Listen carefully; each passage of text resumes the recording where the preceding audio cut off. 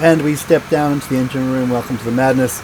We have a Cummins 8.3 litre diesel that is overheating. It's getting above 90, which it shouldn't do. And it's after we changed the coolant fluid. That's right. We changed the coolant fluid and now it will not cool. This is a pretty crazy little engine room. Got my own personal waterfall. Anyway, I think I solved the problem. You can see how it happened in this video.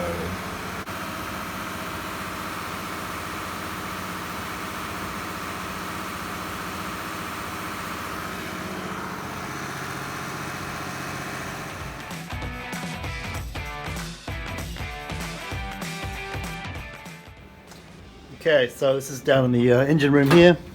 Ignore the mess, it's been a bit crazy. So, just do a little walk around. We have the heat exchanger here, it's a Bauman. Here is, I think, the intercooler here. And I have a valve I put in. There was a valve earlier here, but it was jammed. And that lets me block off or bleed air, I think, or bleed fluid. Now, I've had this running, and I'm looking inside now, and it's empty. Well, the header tank's empty. So I'm going to top it up, and then go from there. I'm just draining the cooling fluid now from the system, and I'm using this as a breather, you can hear it. Control the flow.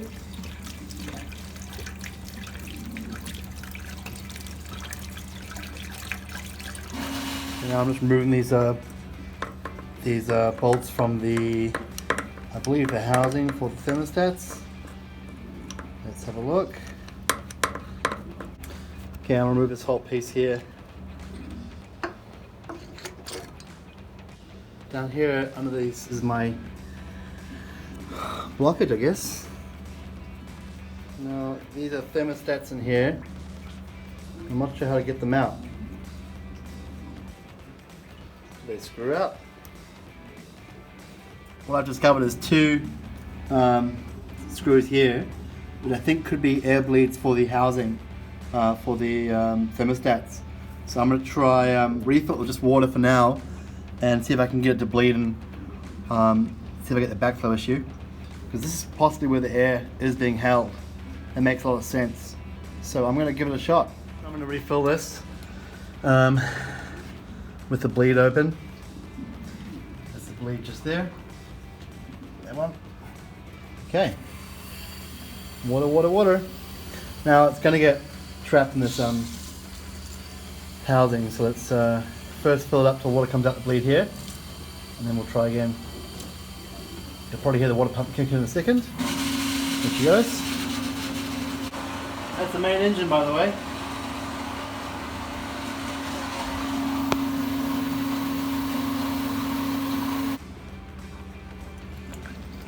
There she goes.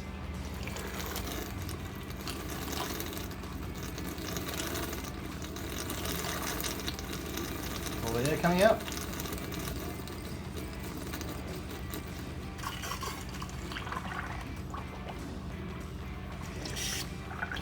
Keep doing it until we get water. Alright. I can bleed that really easily once it's running, so just close it off now. Okay, now these ones. So here I found the two screws on the water pump housing, I believe, and I'm removing them and trying to bleed air. And here I am bleeding air while the genset is running. You can see bursts of air and water coming out and then going straight back to pure water. Yeah, that's good there. And of course it's hitting the roof and causing a small waterfall. And I'm just turning the generator off now, and you can see the back pressure is still causing the header tank to overflow.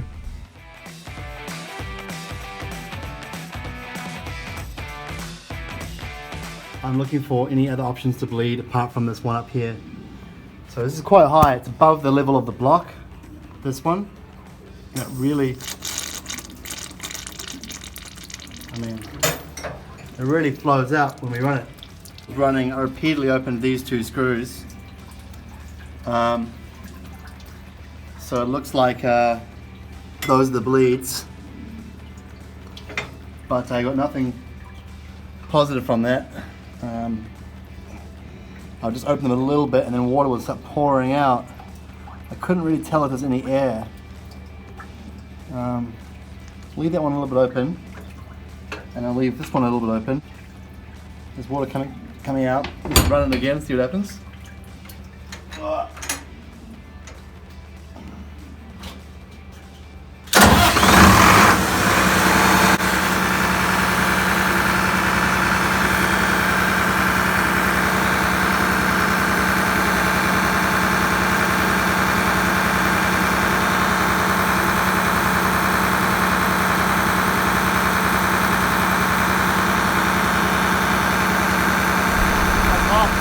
Yeah, that water was really hot. I had to close that quickly. And you could see, I think, some bubbles coming out of that, but I couldn't be sure. Looking at the footage now, it seems like there is some air. And here I am playing with the top one, a bit worried about it spurting up too much. Couldn't really tell if there's air coming out, couldn't quite figure it out. But we had some results from this nonetheless. Yeah, I was wearing earmuffs, but that screech from the wet belt on the front of the motor wasn't pleasant at all.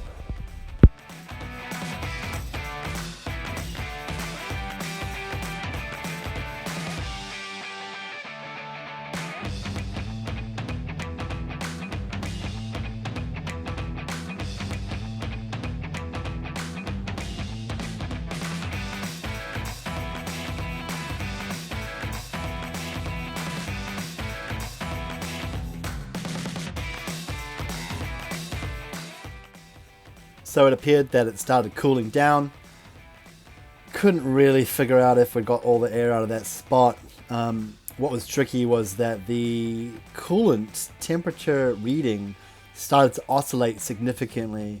It seemed to go from up to 90 degrees, just a touch over 90 degrees Celsius, and then it would dip back down quite aggressively down to about 84, 85 degrees Celsius. I think I have some footage of that here.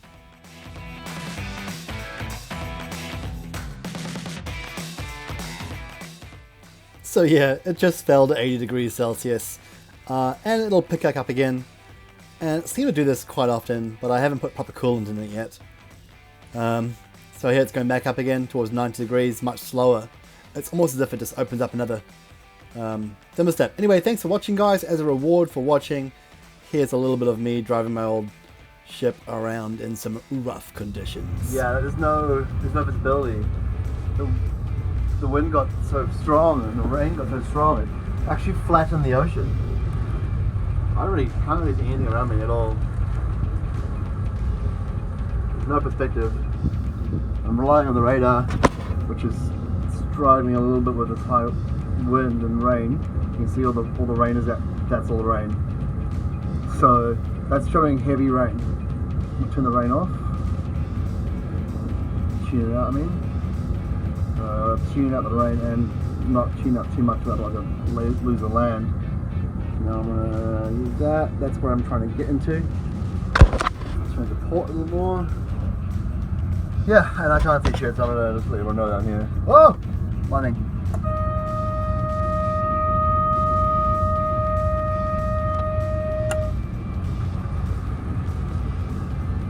Okay. Turning the port.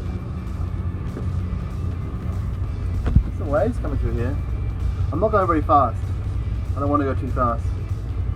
I'm just kind of creeping along at 6 knots. Oh man. I just want my dinghy not to get blown off. Oh dude, this is so tense. I can't even tell where I am. There's rain, sorry though.